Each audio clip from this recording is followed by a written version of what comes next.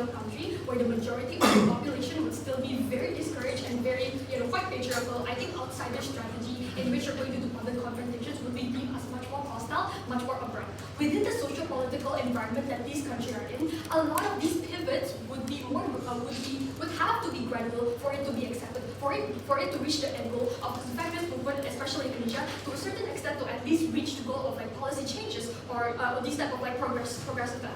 I think regardless, this is still going to be a very hard and long fight for each benches. So neither could just like claim this will suddenly happen overnight. We're not saying it. But what will this mechanism look like? So this would probably a lot of the Indonesian feminist movements or organizations pushing this insider strategy. I think this is a prioritization, which means that I think protest would still be very inevitable. I think confrontation will still be very inevitable, especially when you have a lot of instances of heavy brutality. We think that these feminist movements will not just suddenly stay silent. Obviously, when there are very like special cases of instances of heavy brutality, I think a protest is inevitable in those cases. But I think what will look like is also us endorsing female politicians. For example, for them to get a seat in DPR, or for us to lobby. I think we can look at the examples of like undang-undang TPK as protection of sexual violence that eventually is able to happen because of this strategy. It took years of revisions, it took concessions, but regardless, this is the only way that we eventually can be able to have this progress, can be able to have protection towards women, can be able to actually have a protection for the sexual violences for a lot of the most marginalized community. Yes, there were concessions to be made. I think regardless, this type of strategy will not be able to this type of policy will not be able to be manifested or placated in the state with legal priorities, with legal protection, if not for this insider strategy. Because at the very least, if the prerequisite for you to be accepted at this table and the process of these policymakers is for you to at the very least be deemed as not radical, in which I think it's going to be very easy for the opposition, for a lot of people, especially in the very conservative country, for a lot of these politicians to weaponize this, to be able to say, oh, this is antek-antek barat, this is foreign Asians and whatnot, or this is just, we're very dismissive. And I think that it will also take a much more massive, emotional burden for a lot of these women, right? So yeah, we say that this is the prerequisite for you to be able to push for change. I think just setting up more on the context of what the environmental factors is there. But I think the wave of globalization now, at the very least, there are much more exposure to international norms, especially from the northern hemisphere. This looks like the suffrage movement, gender quotas, DEIs. To a certain extent, we say that there has been an overtone window shift, even though very small. So we say that at the very least, the acceptance is still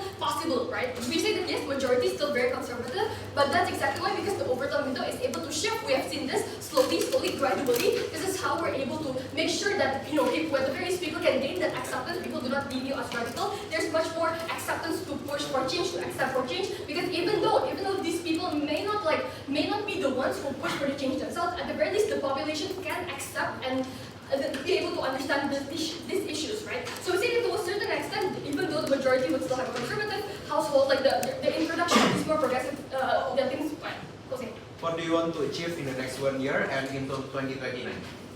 That's not relevant. But I think regardless, we say that we want progressive change, we want gender equality, but what?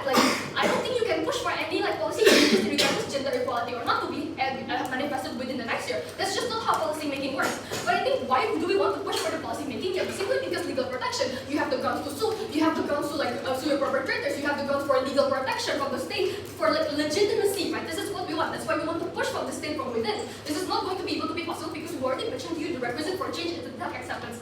Where does change happen? How does change happen?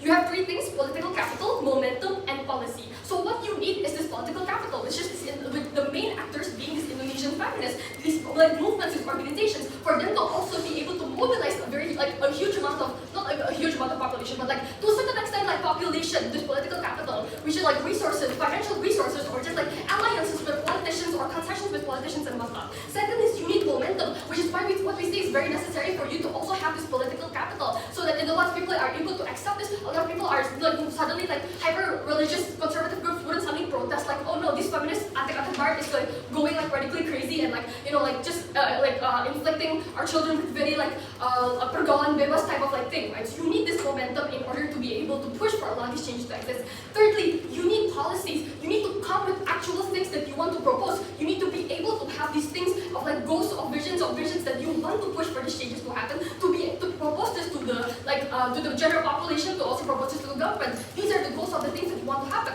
So within these three things, we say that this is going to be much more feasible and in our sides because of this prerequisite of changes, because of the feminists. But I think this is also more sustainable compared to outside strategy that can be crushed easily, right? Especially in social media, if you want a white campaign, which is probably what you're going to utilize, and there's already famously, notoriously, a lot of buzzers now from a lot of government agencies or from just some other parties or that has a vested interest to not be very conservative or whatnot. I think as a woman, you already do so much to not be seen as aggressive, not as demanding, moody, irrational. You need to work even harder. We're not saying that we're policing women. We're saying we understand your anger, but that's exactly why you need to be wise. You're representing a movement. You want change to happen. We understand that anger and we understand the stereotype. That's very hard. That's simply because of existing stigma, existing stereotype. That's why you need to be as wise, because you're also advocating for women who do not have any idea of the policy that's very dangerous to them, or just to also be able to advocate for a lot of these women that do not have these voices. You need to work even harder to not be categorized under the existing stereotype.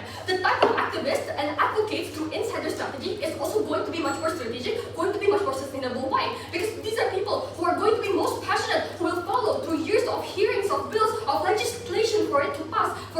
So people who usually recover relatively fast or easily from setbacks if there are public backlash campaigns or smear campaigns, because these are people who have strong enough beliefs, who are passionate enough about the causes, who have lived experiences of these struggles to be directly involved, to want to be directly involved and invest, whether it be through resources of time, of financial means and whatnot, into the policy making process. Comparatively, on the outsider strategy, public wide-scale campaigns that are more confrontational, yes, maybe you will still get a wider reach, but at the very least, you'll probably get people who repost once and think it's enough, people who are quite indifferent, empathetic people whose issues aren't as proximate. This is men or privileged women. I think in Indonesia, where even mentions of menstruation is still taboo, where so many women still have internalized misogyny, women are still discouraged from pursuing higher education. We're not only working to convince the men, we're also working to convince a lot of women to liberate themselves from a lot of these oppressive thoughts, and for that to not be seen as radical first. Thank you.